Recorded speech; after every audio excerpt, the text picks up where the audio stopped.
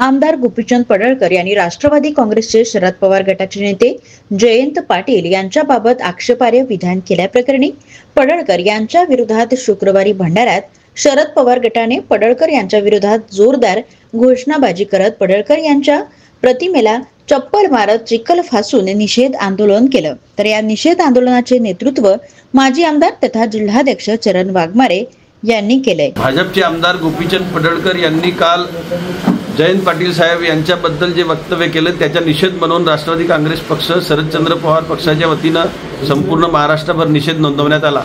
ते असे म्हणाले की जयंत पाटील हे राजाराम बापूची औलाद होऊ शकत नाही आणि त्यामुळे संपूर्ण राज्यभर तीव्र भावना कार्यकर्त्यांच्या उमटल्या। त्याचा निषेध या ठिकाणी नोंदवण्यात आला। आज सकाळीच पाहिलं शरद पवार साहेबांनी देवेंद्र फडणवीसांना स्वतः फोन करून सांगितलं की तुमच्या लोकांना तुम्ही समज द्या।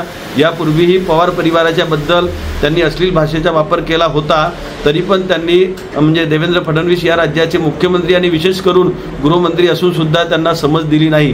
पण आज देवेंद्र फडणवीसांनी त्यांची टीव्हीवर आपण जी मुलाखत पाहिली त्याच्या आधारे हे लक्षात आलं की पवार साहेबांनी त्यांना फोन केल्यानंतर त्यांनी गोपीचंद पडळकरांना समज दिलेली आहे। पण पुन्हा जर गोपीचंद पडळकर आणि त्यांचे सहकारी किंवा भारतीय जनता पक्षाचे काही कुत्रे अशा पद्धतीनं जर चुकीच्या वक्तव्य करून अश्लील भाषेचा वापर आमच्या नेत्यांच्या प्रती करतील तर महाराष्ट्रामध्ये आम्ही त्यांना माफ करणार नाही, एवढंच या माध्यमातून सांगतो।